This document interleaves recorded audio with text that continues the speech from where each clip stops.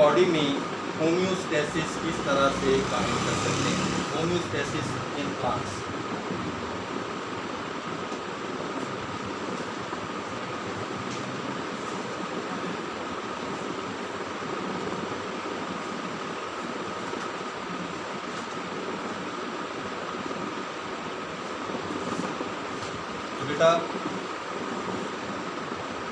Homeostasis की definition को हम समझ चुके हैं कि प्लांट्स ने भी अपने इंटरनल पोजीशन को बैलेंस में रखना, तवाज़ुन में रखना।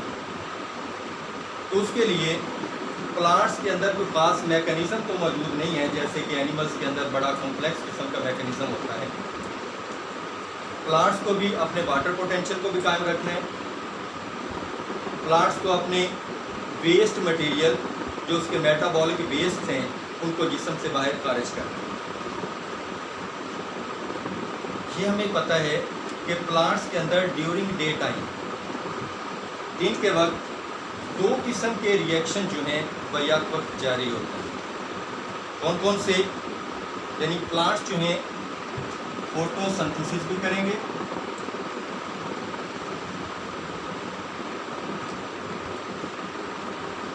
और इसके साथ साथ रेस्पिरेशन भी करेंगे।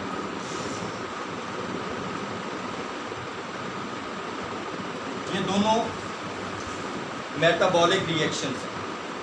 ड्यूरिंग डे टाइम ये दोनों रिएक्शंस जारी रहते हैं। जब फोटोसिंथेसिस हो रही होती है तो उस वक्त प्लांट्स क्या करते हैं, कार्बन डाइऑक्साइड प्लस H2O यानी दो इनऑर्गेनिक मॉलिक्यूल्स को मिलाते हैं और इसके साथ जो है ग्लूकोज बनाते हैं C6H12O6 और इसके साथ बाई प्रोडक्ट के तौर पर ऑक्सीजन गैस खारिज करते हैं। अब इनके लिए, प्लांट्स के लिए during day time oxygen by product, इस ऑक्सीजन को अपने जिस्म से खारिज करने के लिए पौधे कौन कौन से ऑर्गन्स इस्तेमाल करते हैं। याद रखें कि लीव्स और यंग स्टेम्स के अंदर मखसूस सुराख होते हैं जिनको स्ट्रोमेटा कहते हैं। इन स्ट्रोमेटा के थ्रू जो अज़ाफ़ी ऑक्सीजन है बाई प्रोडक्ट के तौर पर डिफ्यूजन के अमल के ज़रिए से बाहर खारिज कर दी जाती है। जबकि ड्यूरिंग नाइट इनमें से एक रिएक्शन रुक जाता है। कौन सा रिएक्शन रुकेगा? फोटोसिंथेसिस का रिएक्शन। फोटोसिंथेसिस का रिएक्शन ड्यूरिंग नाइट टाइम क्या हो जाता है? रुक जाता है। अब ड्यूरिंग नाइट टाइम इनमें से सिर्फ रेस्पिरेशन हो रही होती है। डे टाइम के अंदर ये दोनों रिएक्शन हो रहे थे, उसमें जो रेस्पिरेशन का रिएक्शन है उसमें क्या होता है, C6H12O6, इसके साथ ऑक्सीजन मिली, क्या बना, CO2 प्लस H2O। अब यहाँ पर जो है carbon dioxide as a by product है। अभी ड्यूरिंग डे टाइम की बात हो रही है, इसमें कार्बन डाइऑक्साइड जो है वो बाई प्रोडक्ट के तौर पर बाहर निकालने के लिए तैयार है। यहाँ पर क्या किया जाता है, कार्बन डाइऑक्साइड को भी जैसे ही हमने ऑक्सीजन को डिफ्यूज आउट किया था ऐसे ही कार्बन डाइऑक्साइड को भी बाहर निकाला जाता है मखसूस सुराखों के ज़रिए से। क्योंकि रेस्पिरेशन जो है, इस बात को समझिएगा कि रेस्पिरेशन जो है वो पौधे के तमाम हिस्से करते हैं, जबकि फोटोसिंथेसिस जो है वो मखसूस हिस्से करते हैं। फोटोसिंथेसिस जो है वो आमतौर पर जो है पत्तों के अंदर होती है या फिर यंग स्टेम्स के अंदर होती है, इस वजह से उनको ऑक्सीजन वहीं से खारिज करना पड़ता है। जबकि रेस्पिरेशन का जो प्रोसेस है ये पौधे के तमाम हिस्सों में होता है, यानी उसके लीव्स में भी होता है, ठीक है, यंग स्टेम्स में भी होता है, वुडी स्टेम्स में भी होगा और इसी तरह उनकी रूट्स में भी होगा। लिहाजा यहाँ पर कार्बन डाइऑक्साइड को डिफ्यूज करने के लिए पौधे क्या करते हैं, स्ट्रोमेटा के सुराख जो है वो यंग स्टेम यूज़ कर रहे होते हैं या लीव्स। इसके अलावा जो हैं बाकी जो पार्ट्स हैं, जो वुडी स्टेम्स हैं, वहाँ पर मखसूस सुराख होते हैं जिनको लेंटिसेल्स कहा जाता है, वहाँ से ये कार्बन डाइऑक्साइड को डिफ्यूज आउट किया जाता है।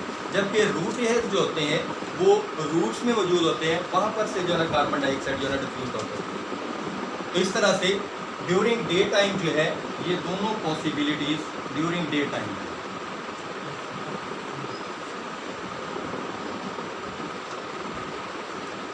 जबकि ड्यूरिंग नाइट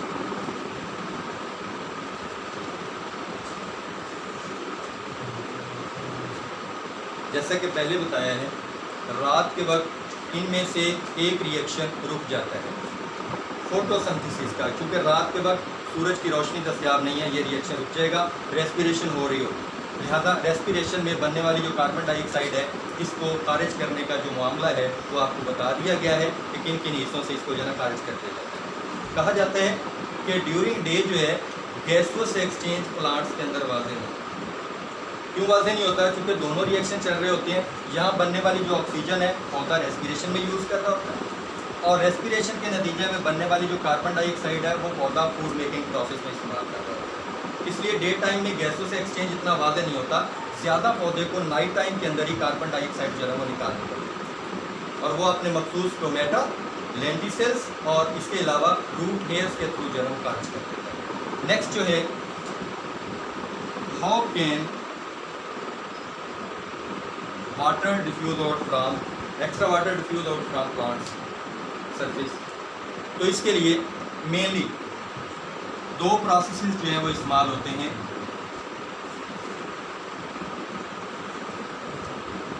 ट्रांसपीरेशन एंड गुटेशन, ये दो प्रोसेस हैं जिसमें पौधा अपने वाटर पोटेंशियल को कायम रखता है, क्योंकि हमने देखा है कि रेस्पिरेशन के नतीजे में कार्बन डाइऑक्साइड के साथ जो है वाटर भी बनता है, ये भी बाई प्रोडक्ट के तौर पर पौधे जो है निकालते हैं। इसमें ट्रांसपीरेशन के अंदर पौधा जो है ख़ास तौर पर अपने वाटर वेपर्स को अपने स्टोमेटा के थ्रू जो है फ़ज़ा के अंदर खारिज करता है। इसमें आमतौर पर ज़्यादातर एरियल रूट्स इस्तेमाल होते हैं, यानी पौधे के जो पत्ते हैं उनके अंदर से ट्रांसपीरेशन का अमल जो है वो ज़्यादा तेज़ी से हो रहा होता है, यानी वाटर जो है वो वेपर्स की शक्ल में डिफ्यूज़ होता है। जबकि ये जो गुटेशन है इसके अंदर वाटर वेपर्स नहीं बनते, ये चंद एक प्लांट्स हैं जिसमें पोटैटोज़ हैं या स्ट्रॉबेरी वगैरह है, उनके अंदर गुटेशन का प्रोसेस जो है वो पाया जाता है। उनमें गुटेशन के प्रोसेस के ज़रिए से जो वाटर मॉलिक्यूल्स हैं वो लीव्स की टिप्स के ऊपर जमा होते हैं। छोटा सा एक ड्रॉप ऑफ वाटर जब एक प्लांट लीफ की सरफेस पर जमा होता है तो वो साइज़ में बड़ा होता चला जाता है। जैसे जैसे वाटर जो है बाहर निकलता है वो ड्रॉप ऑफ वाटर बड़ा होता चला जाता है, हत्ता कि उसका वॉल्यूम इतना बड़ा हो जाता है कि वो पौधे के पत्ते की सतह से नीचे गिरा दिया जाता है। It is called guttation. फ़र्क क्या हुआ कि ट्रांसपीरेशन के अंदर जो है वाटर वेपर बनकर जो है वो बाहर जाता है, यानी गैसोस स्टेट के अंदर, और यहाँ पर वाटर जो है लिक्विड स्टेट में डिफ्यूज हो जाता है।